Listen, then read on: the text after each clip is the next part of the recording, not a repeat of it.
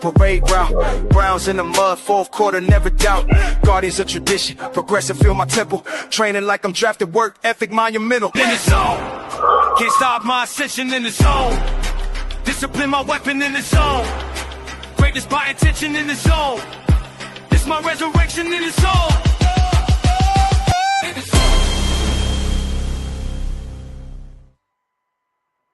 Welcome, my good people, to today's episode of EnDaZone Sports.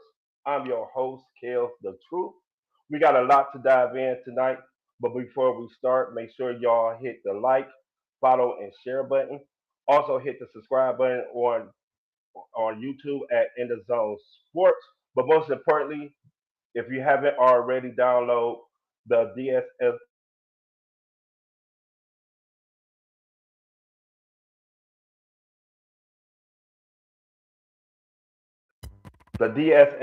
app. Sorry for the technical difficulty. The DSMN app. That's the Diva Spivey Media Network onto your Roku TV. Get in the zone with the crew Mondays and Fridays at 7 p.m. With that being said, we're going to start with the NFL news of Max Crosby and the Ravens trade getting nixed. I feel as though the Ravens should have not had nixed this trade. It was a good trade for both teams. The Raiders went out and spent $208 million trying to revamp that defense.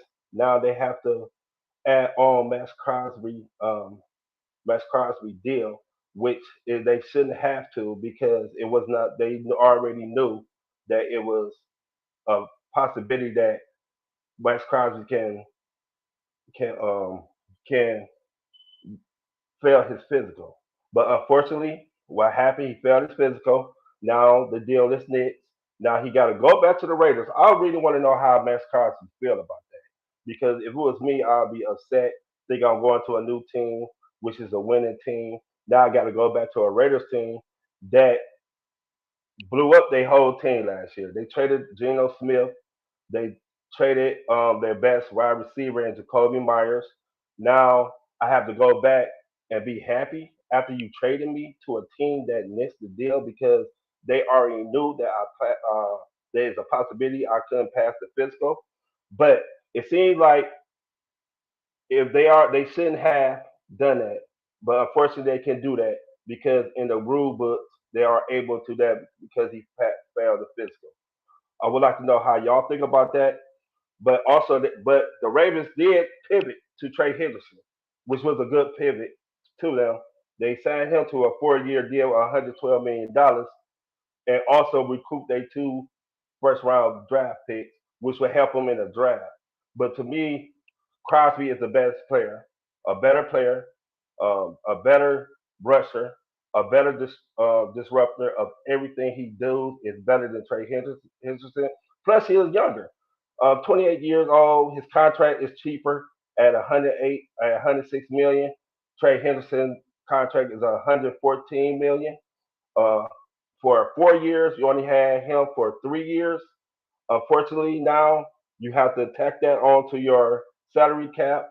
But they really like that they got the draft pick. But I wouldn't even do business with the Ravens if I was in the NFL anymore because I can't trust them. Because if anything happened, they will not go back to the negotiation table to get rid of my disgruntled player. Now I gotta try to reel him back in and make him understand that we were just trying to do best for our team. And if I'm Max Crosby, but he did put on a tweet saying he happy that he's back. And Sean Gentry was happy that we was back. But how could you go into that locker room and look your players, your coach, your new coach that you probably ain't even talked to, Kubiak this year, and look into Tom Brady and Mark Davis and really want to play for that organization? It's a rumor that the Cowboys are trying to get him. They was close, but unfortunately the Ravens blew them out the water with that 2 first-round pick. The Jags was in the running.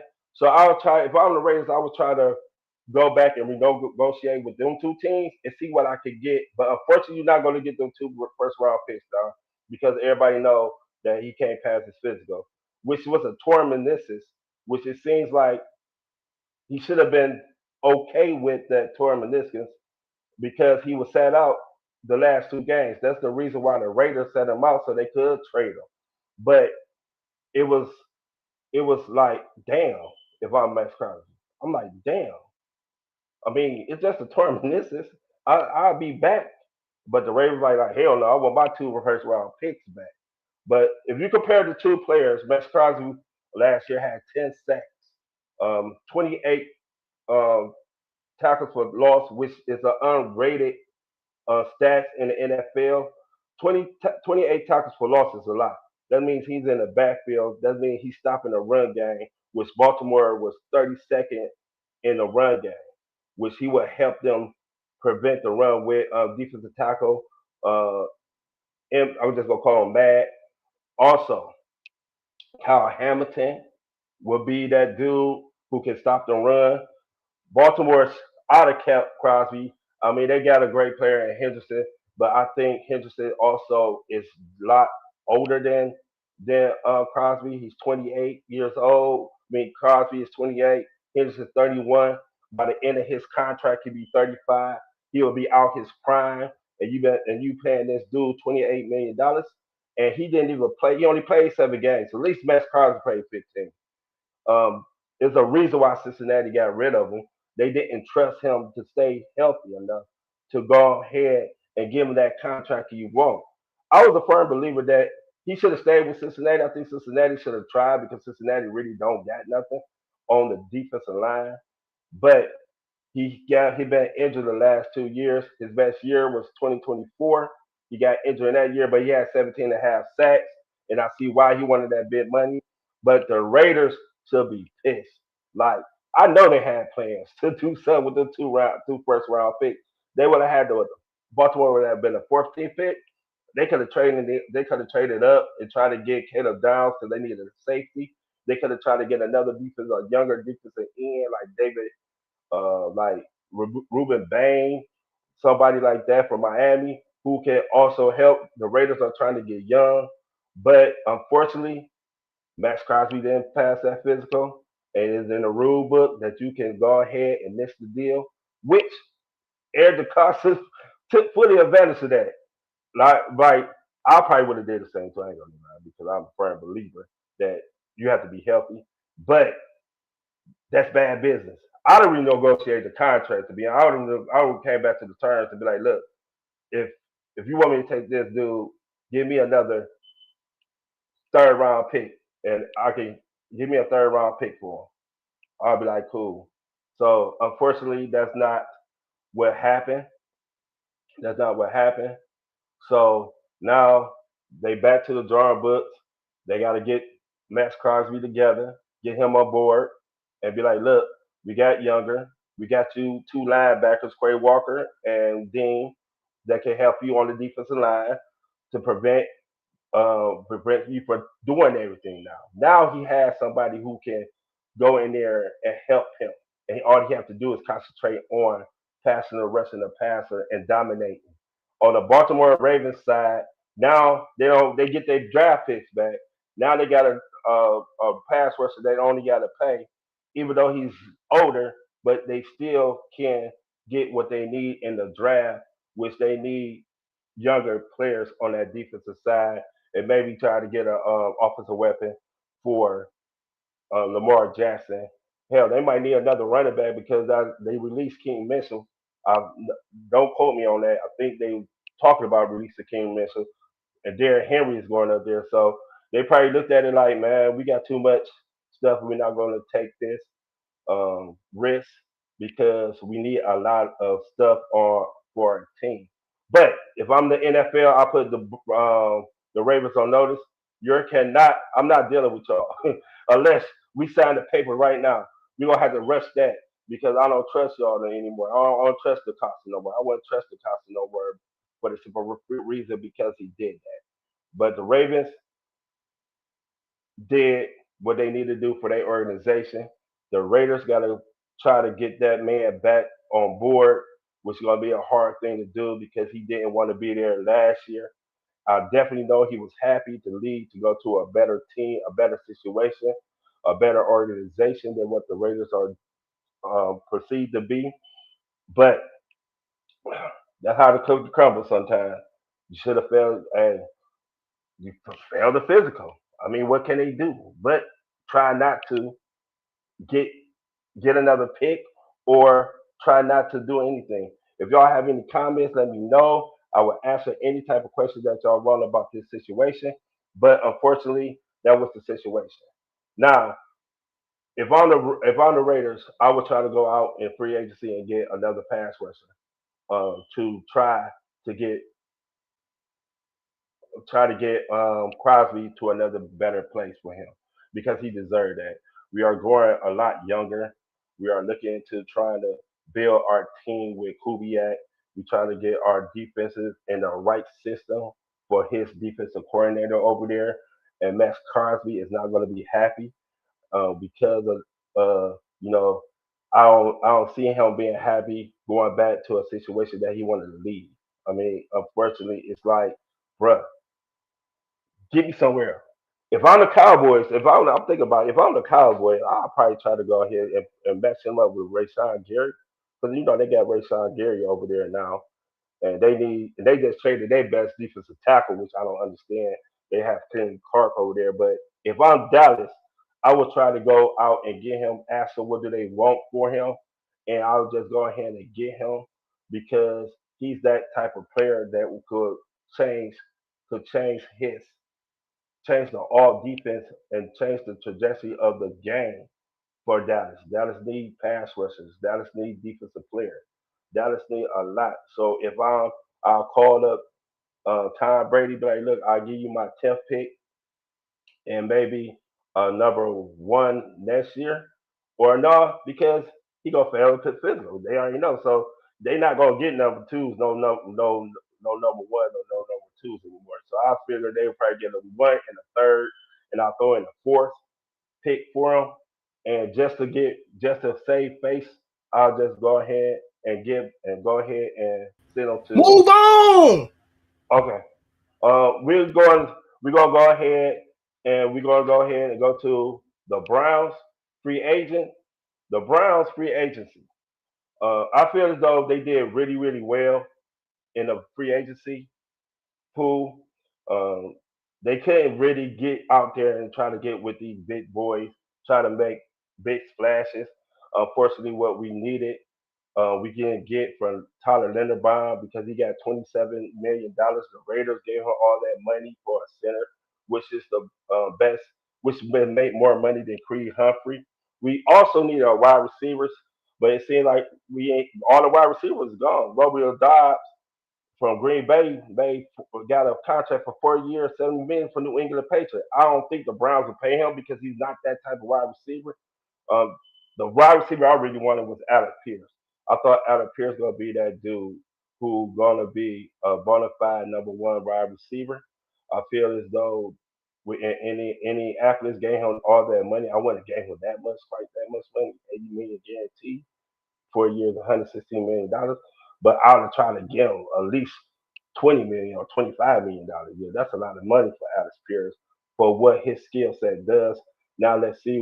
They got rid of Michael Pittman, but the Browns did really well. They got three offensive linemen. First they traded for offensive lineman in Texas, which is Titus Howard, which PFF graded him at a number 70, which is a good grade. His best asset is he's a good pass blocker. He has not given up a sack in 2025. He didn't give up a sack in 1,162 snaps, which is good. He only had 5 penalties, and he's very versatile. He can play right tackle. He can play guard. Andrew Berry looked like he wanted to come in here and get versatile players on the offensive line. So he traded for right out the bat. He traded for right tackle Titus Howard. Gave him a contract, which is reasonable, 3 years, $63 million, which is good for that right side to stabilize that right side. But whoever our quarterback will have a chance to think and throw the ball down the field or get rid of it. Jack Conklin was like a revolving door. Unfortunately, when we first got Jack Conklin was one of those dudes, was great, was was doing great at that position when he came from Tennessee. But down the years, he couldn't never stay healthy. Titus Howard is a healthy, durable right tackle, which should also move to guard. He played guard last year too for that Houston Texans, and you know how the Houston Texans guards offensive line with not to give up any sacks was great. The second offensive lineman we got, which was another good pickup was Zion Johnson for the Chargers. Now, PFF got him rated at an overall 57, but he played better than that 57 grade. He also is a great pass protector. He also is a decent run blocker, but he gets the job done where we need him at. Because right now, Joel Petonio don't know what he want to do. I don't think he's coming back to the Browns because they signed all these offensive guards. So Joel Botonio might not be back for the Browns, but they also gave him a 3-year, 49 million contract, 32.4 million guarantee, which ESPN said the Browns overpaid. But the dude is 26 years old. He's younger than Wyatt Teller, which he might go ahead and play the no Joel Batonio. My fault. He's gonna play the left guard, not right guard, because the next person might play the right. Tevin Jenkins, which was one of our own, go play the right guard. We signed him to a 1-year deal. You know, he got into that controversy. Why is he playing? And now we see they were trying to get him out. They were trying to get him going to get to what he needed to do practice wise so he could get in the game and start playing. Tevin Jenkins came over from the Chicago Bears. He also a very versatile player. He can play tackle. He can play right tackle. He can play guard. So he's very versatile. And I think with our new offensive coordinator, excuse me, our new offensive line coach, which been in the NFL for some years now, also was our offensive line coach back in the day for the Browns, will teach him how to be a great blocker. We will teach him the techniques and we'll teach him everything he needs to know. The third guard we got is the third offensive lineman we got was Elton Jenkins for the Green Bay Packers. He also is very versatile. It seems like it's a thing with Andrew Berry, getting versatile players who can play multiple positions. So he don't have to go into the draft looking for offensive linemen. Now he can go ahead and do what he needed to do to get some playmakers for Shador or Watson, whoever the quarterback in here, because that's what we need: an O line and playmakers. So he's looking like he's trying to be versatile just in case of injuries. Elton Jenkins was a guard. He played guard for Green Bay. He also played center, which we need a center because Ethan Posick is gone, no longer with us. Unfortunately, that was our best center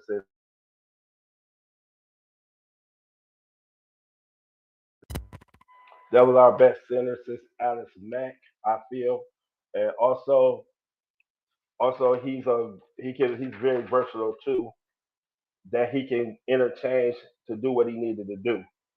That contract we gave him was for a 2-year, $24 million, $20 million guarantee, which was not bad to get a person who's versatile who can play either position, center or guard, which we need a center. It'll be we'll see what it is going to be. But now that leaves us to the left tackle position. Um, I feel that Dewan Jones can do that left tackle position, but I feel as though if they're going to do anything with the offensive line, I think they're going to look for getting more. I had his name for Georgia, the offensive tackle for Jordan Freeman. Freeland. I think they're gonna get Freeland maybe not at 6. I don't think he's deserving of 6. I think maybe if you trade down with Dallas and get they pick, and maybe he still be there at 12, get him at 12, and then we get our wide receivers.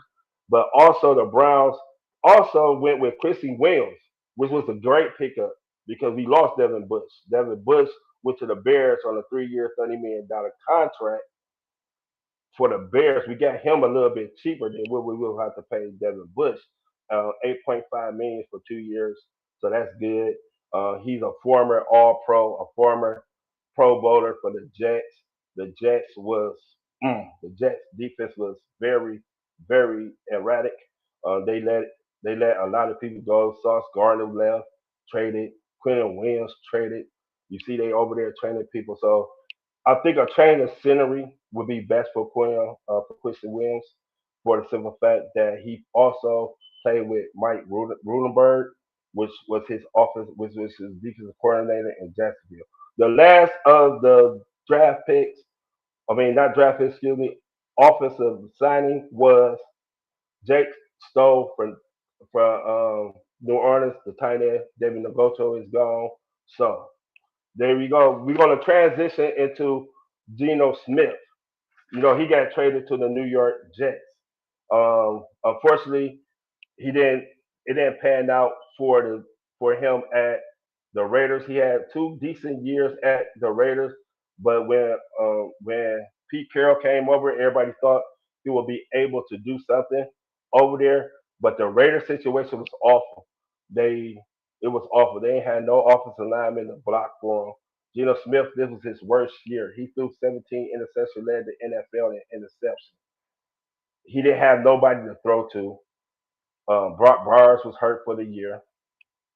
They traded Jacoby Myers to the Jacksonville Jaguars in the mid-season. Trey Tucker was the only reliable receiver. They drafted back. They drafted back, and they also drafted Dante Thornton. Dante Thornton really didn't come into his own. Josh Beck tried to come to his own in the beginning, but the reunion with Geno Smith, that was Jet. He comes back.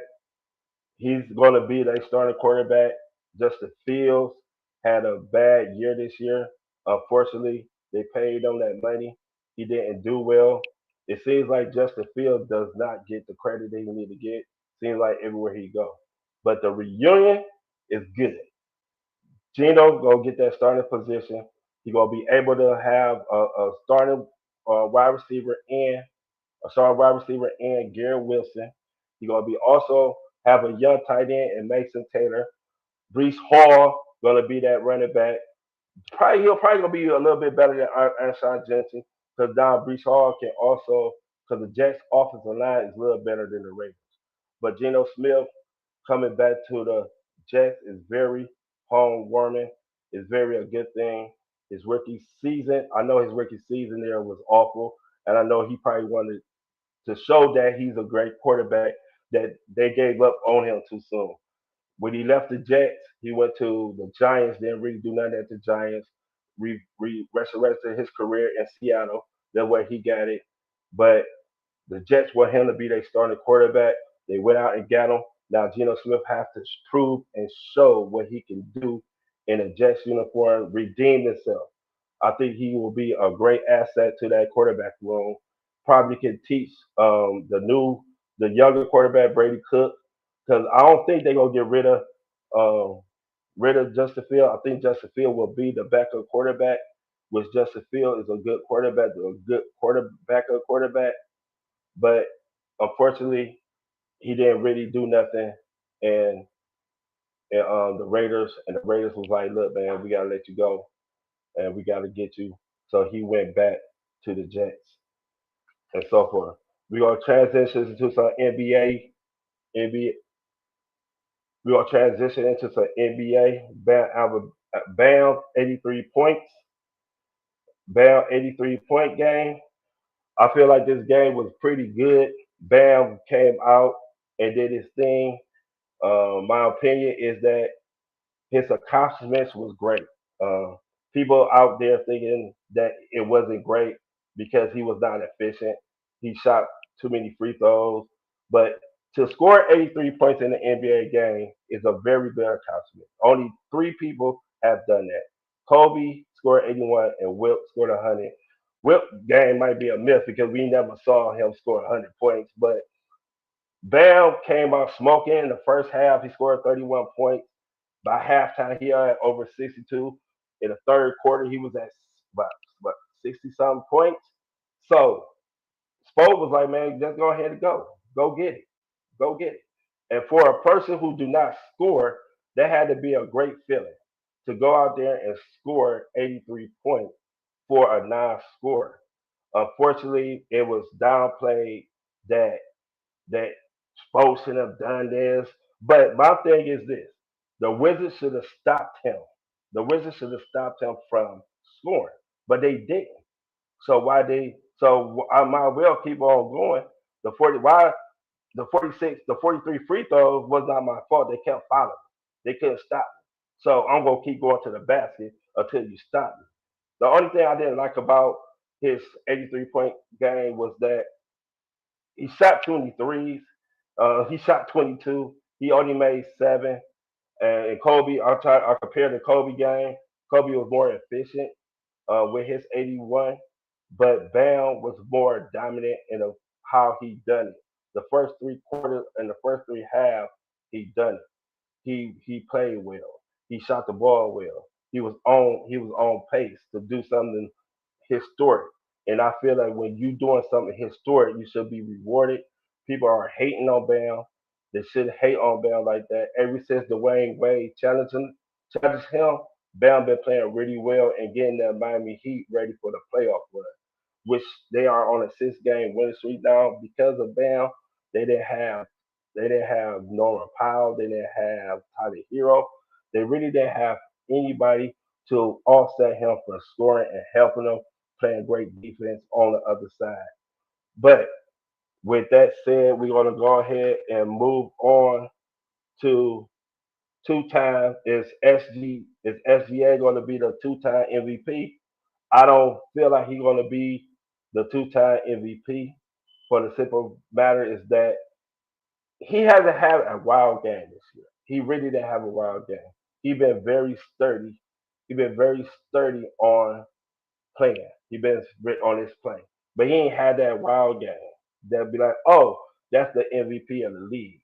I feel his team is good with him.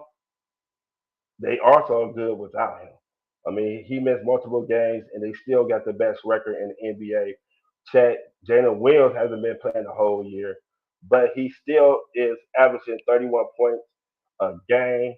With Shea is, I like Shea. I love Shea. Shea, my boy. But he's not playing at an MVP caliber this year. I have multiple players that are, I think, is better than playing better than him, and their teams is that player on their team are more impactful. Is more impactful than what Shea is doing for his team this year. It's no this is Shea. Shea is a great player, but their team, what they doing for their team is more impactful. I have Jalen Brown. Jalen Brown is averaging 28 points, which nobody thought. Did anybody think that Boston was going to be in the position they are now without Tatum? I sure the hell didn't. But they're in the second seed, and that's because of Jalen Brown. Jalen Brown is playing in the MVP level, and I think he should. And that's a great thing. He's showing people that he is worth that $300 million contract that he got. I also feel as though Cade Cunningham of Detroit is playing at an MVP level, getting his team to somewhere that they haven't been. First, first, first pick, first in the Eastern Conference with one of the best records in the NBA. He playing well. He averaging almost a double double, which is unheard of for a guard. He averages 25 points and 9 assists a game, which is good for Cade Cunningham, which is what his third year in the league. So I feel as though he is playing better than Shea and being more impactful with on that team than Shea. Also, I think Spider of the Cavs, when Garland was out, who do we had to go to? Mitchell. Mitchell kept us afloat until James Harden, till we had James Harden. Mobley wasn't playing as well. Allen was in a little flunk till James Harden came. But Spider was doing his thing, getting us in clutch situations. We were scoring, we was winning. Max Strus hasn't played. I don't know when Max Strus is coming back, but Spider kept us afloat. The last person I feel that is at an MVP level is the Joker, but the Joker is still doing what the Joker do. He averages a triple double this year, but he getting Denver is a team that really people be sleeping on. They are very they're not as talented as most teams, as the Houston Rockets or teams like Minnesota, but with the Joker they can win, and Jamal Murray is playing well.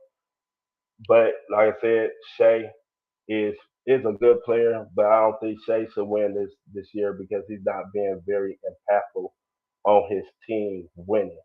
If he hasn't had that wild game like the Joker, like Cade Cunningham, like Jalen Brown, and like Donovan Mitchell. So if I would have to pick the MVP, my MVP would be Jalen Brown because of how he settled in without Jason Tatum. Now that Jason Tatum's come, we'll see how Boston comes. They got him the second seed, but that was my front runner for MVP, Jason Jalen Brown. What do y'all think about that? If y'all agree, let me know. If y'all don't, then let me know. So I can come back and we can converse and see if I'm saying right stuff or not. But I feel that that's how I feel about it, and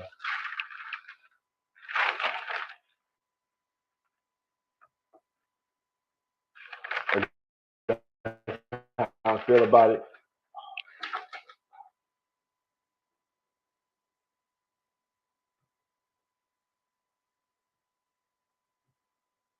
Sorry for the technical difficulties. I hit the button. That was my bad. I apologize for that. But that's how I feel. I think that Shea will Shea still get his piece for playing, but Shea is not being impactful for this year to be a two-time MVP player.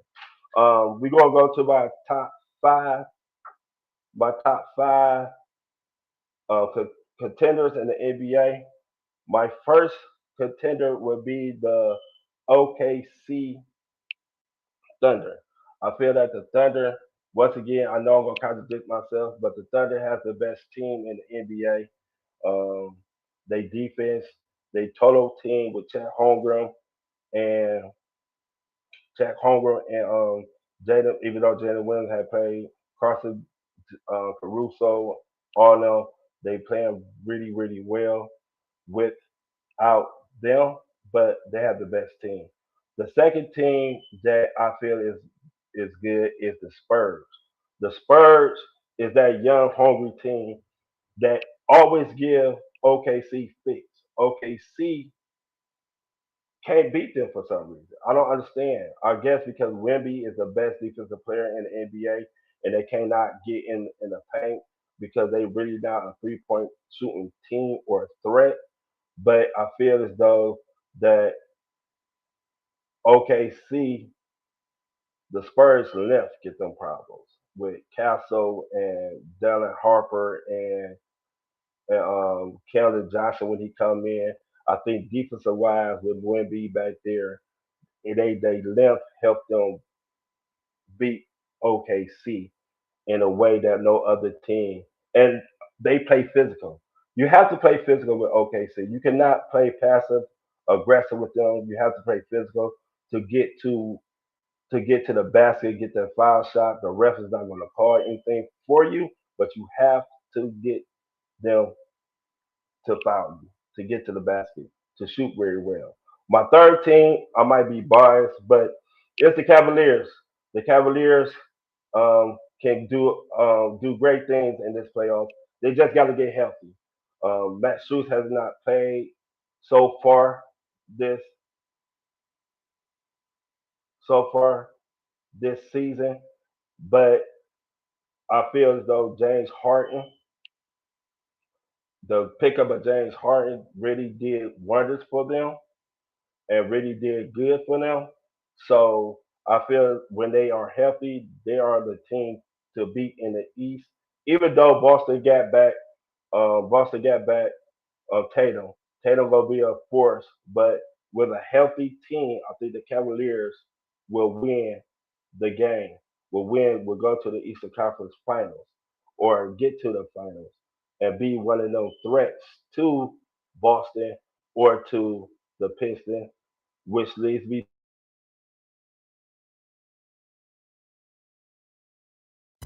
to the Nuggets. The Denver Nuggets. The Nuggets are one of them teams that won it back in the day, but they don't get credit because they're not athletic as not as athletic a team that most teams. But when you have the Joker is very well rounded.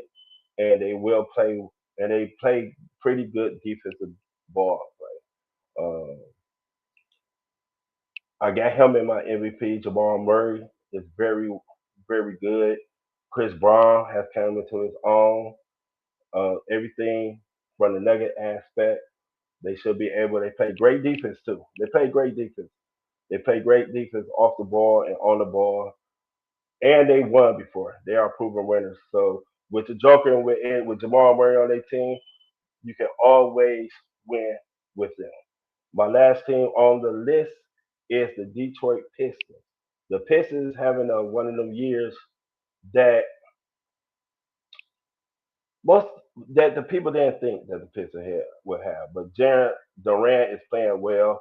Like I said, Cade Cunningham has been playing in the MVP level. He's been playing really, really good ball. He's been doing his thing. You know, Bernie Bickerstaff, our old coach, is very well rounded as a coach. The only thing about Bernie Bickerstaff is can you trust him in the playoffs because his his playoff rotation is not always that good. His playoff rotation is not that great, but he got the Pistons to a point where they can play and also be one of the favorites to come out the East. That is Kale's top five NBA list. Do y'all like it? Do y'all don't like it? Let me know so I can comment down below if y'all like it so we can have that discussion. But that's my top five contenders in the NBA. Now we're gonna go ahead and get to the Cavaliers. The Cavaliers, the Cavaliers, they in a little rough streak right now, but they will get out that slump. Unfortunately, Jared Allen has not played the last 4 games. We had a bad game against Orlando. We are not playing to our high quality level like we was when James Harden came back because we are not healthy. But when the team is healthy, Mitchell came back from that groin injury. But when the team is healthy, the Cavs will be able to do what they need to do to win. I feel that we're gonna get that going. Keon Ellis coming off the bench, Max Strus when he come back. See the Max Strus thing. I don't. It gonna be too late for him to come back though because we it's only what 18 more, 17 more games to incorporate him into this. Atlanta gonna be kind of hard into the rotation because he hasn't played. So I probably will stay with Jalen Tyson and uh, Schroeder and Ellis coming off the bench and Dean Wade and Sam Merle. Sam Merle is hurt too with hamstring tightness. I don't. We see like every year we get to a point where we can start. We've been winning and then we get injured. I just put them in my top five to win the NBA to go to the finals or top five contenders. But the injuries might derail that. But I still have faith in them that it won't. I still have faith in Kenny Atkinson that he will come up with some type of game plan that it will be a great thing for them to do. Uh, they're gonna have great competition. New York always give us fits in the playoff. With Tatum back, it's gonna be hard. But with James Harden running the point and being that playmaker, and when Jared Allen comes back, being that role player, and when Evan Mobley been playing decent recently. He been giving us some points. And Spider is healthy. I think coming down the stretch, the Cavs gonna be that one of them teams because I know in the clutch I have the best player on the floor in Spider that I know he would deliver to score on that point by points total. So so I feel that the Cavs are going to be one of those teams to win the game. Also, they should be able to they should be able to run down the scores. They should be able to match people. Detroit gonna be a hard matchup, but we should be able to beat Detroit because Detroit cannot score. I feel that Detroit best asset is their defense and Cade Cunningham getting to the basket. But if you stop them from getting to the basket and really hit your shots, you will be able to score on them. You'll be able to get to the paint. You'll be able to run on them. Boston gonna be another team that's gonna be a hard out because Tatum back. And like I said, Jalen Brown is playing really well. And it's gonna be a hard out for the Cavaliers. But the Cavaliers is that team I feel as though gonna overcome everything because I have faith in them. I have really have faith in the Cavaliers with this team that they can go ahead and do it. The New York Knicks is one of those streaky teams that unfortunately they are streaky. You don't know what you'll get for the Knicks. You don't know if they're gonna do what they needed to do to get there. And I don't trust Mike Brown. Mike Brown has never been a great playoff coach, and their defense has not. With Tibbs, at least you know their defense is going to be there. But without Tibbs, I don't think they playing great defense. I feel as though they have a lead, and Mike Brown is known to play. Mike Brown is known for a defensive coach, but the New York Knicks are not playing good defense this year. To me, that's my opinion, but I don't feel like they're playing good defense this year. Also, the offense, Mike Brown really don't run no type of offensive style defense, offensive style. Cat is playing well.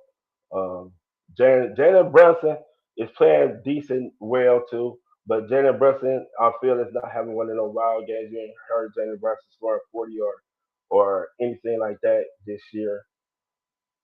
Um, but a sneaky team that people are not talking about is the Orlando Magic. I feel that the Magic right now is trying to peak. Forrest Wagner has not been playing this year, but they got Desmond Bain. The Desmond Bain trade really helped them with their toughness. Pablo Botero is playing well again. I feel that team, that Orlando Magic team, might sneak up on people and do some damage. But I'm going with my Cavaliers because the Cavaliers is a great team, and they should be able to win. Now I have when we're talking about this Ryan Garcia fight that's supposed to come up um, September 5th. I was looking into it, but unfortunately that was Cap. Devin Haney Cap. He just put that up to try to promote his Rolly Romero fight, which he's using Ryan's name to do that. But Ryan's not going to let that happen. I feel though with that fight, they keep talking about he need to do 365 violence testing, which if people don't know what that means I could be at home one day and people just pop up and say I need a piss, which this before a fight. Talk about before a fight. He said the only way he gonna fight Ryan is if he do that vital test 365 days, which is not a thing. If I'm an athlete, I wouldn't want to get tested every damn day or every time when I don't have a fight. He's under investigation, but he's allowed to fight 8 weeks into his fight. He get tested every week. I think Devin Haney is scared to fight Ryan because of that. And I feel as that he's making an excuse to get Ryan to do what he wanted to do because he is not able to beat Ryan. Because after Ryan put that kicking on him, he was like, "Oh, nobody ever done me like that." But unfortunately, I feel as though that Ryan should go ahead and do it, man. Go ahead and do it. I mean, go ahead. You already beat him, so go ahead and do it. They talk about the A side, B side, whatever. But Ryan should go ahead and take care of that and go ahead and do what he need to do to get that rematch. But the rematch should be this year. If they don't fight this year, it's not gonna be because of Ryan. It's gonna be because of Devin Haney. Devin Haney took this Roddy Romero fight just because he couldn't get his way with Ryan Garcia. He tried to use that ploy to get into the negotiation, which Ryan is the bigger platform on there, and Devin Haney is trying to use that Rolando Romero fight to compensate for what he don't want to do and to fight Ryan. I mean, we've been hearing that all the other PEDs did that, but if you watch the fight, if you ever saw the fight, Ryan was being Devin. Ryan was being Devin. He was just being Devin. Devin was running a couple of rounds. People say, "Oh, he was running around." Unfortunately, because of the explosiveness of rounds, that's how Ryan won the fight. But that's what you're supposed to do. You're supposed to knock somebody down. That's boxing. You're supposed to knock somebody down. But he keep using that excuse about PEDs. Him and his father keep using that excuse, and I feel that is an excuse not to fight him.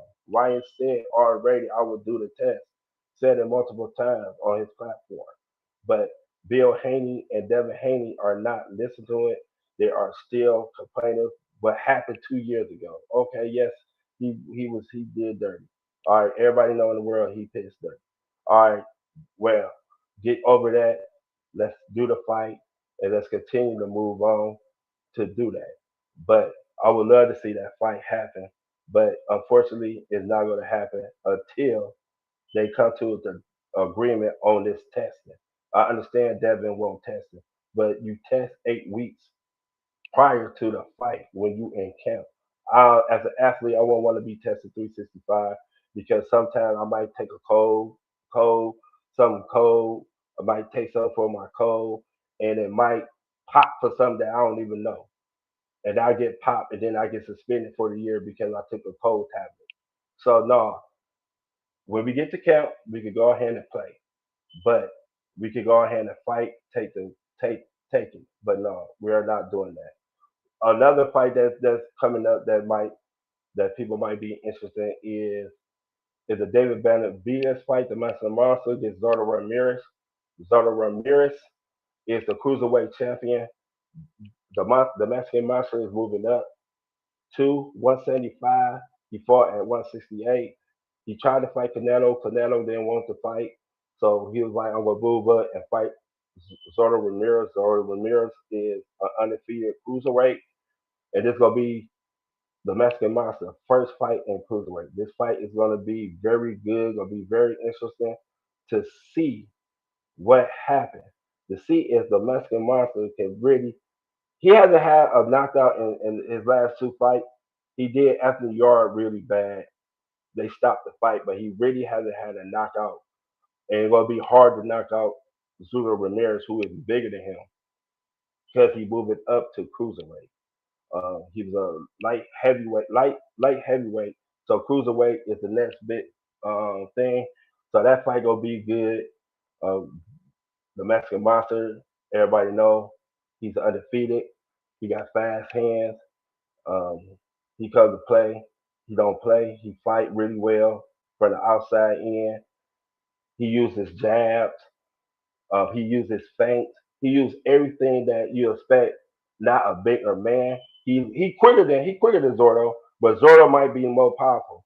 And I ain't seen Benavidez, the Mexican monster, get hit yet. I would like to see how if he get hit to see how he absorbed the bigger punches because he been at that.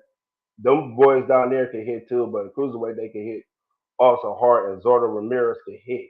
He can swat. So I would like to see if the Mexican Monster could take a punch for Zordo. We will see that fight gonna be nice though. But to beat Zordo, you will have to use everything in your arsenal. You will have to use that jab coming out. You will have to use your uppercuts. You will have to go to the body. You will have to do a lot of things to prevent Zorro from attacking what your weakness is, and that's inside, and that's let's see how your chin is. He never been touched, and I always are weary of people who never been touched to see because they have never been touched. We will see if they can get a hit or anything like that. Another fight that people might be interested in, like I was saying before, the Rolando Romero fight, Devin Haney fight. This is going to be for a unification fight. Unification means that there's going to be two belts. One is the WBA, the other one's for the WBO, which Devin Haney have. Rolando Romero is an awkward fighter. He unorthodox. He beat Ryan, which is one of his biggest fights that he won. But Rody can crack, and we've seen Devin Haney get hit, and we've seen Devin Haney chin. So we ain't gonna call it a 50-50 fight. I feel that Devin Haney will outbox him, but I feel that if Rody hit him, I feel that that could change the outcome of the fight. With Devin Haney, you'll have to stay outside, hit him, jab, use his jab, move around, hold him, and keep hitting him, jab, jab, jab, hold him. Because Rody is a little awkward, but once he starts swinging, Devin Haney should win by majority decision. That was my take on that. And so that's the boxing news.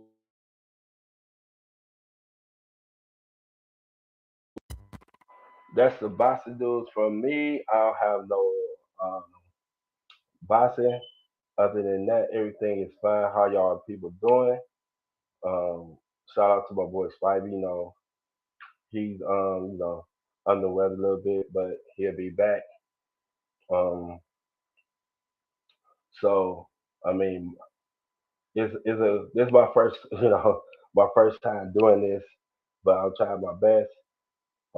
So I'm trying to everything's cool, but how life is treating y'all, let life be good. And with that being said, tune in Monday at 7 p.m. on at this channel, the Diva Spivey Media Network. Also, you can watch me on YouTube at Chaos the Truth. Okay? See y'all. Peace. Yeah. Cavalier mentality, I charge through every bracket. King on the court, LeBron legacy in my fabric. Ground when I'm grinding, dog pound in the trenches. Guardian at the gate, protecting all my riches. Cavs in my veins, championship parade ground.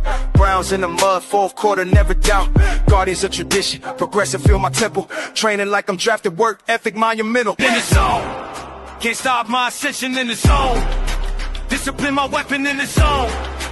Greatness by intention in the zone. It's my resurrection in the soul.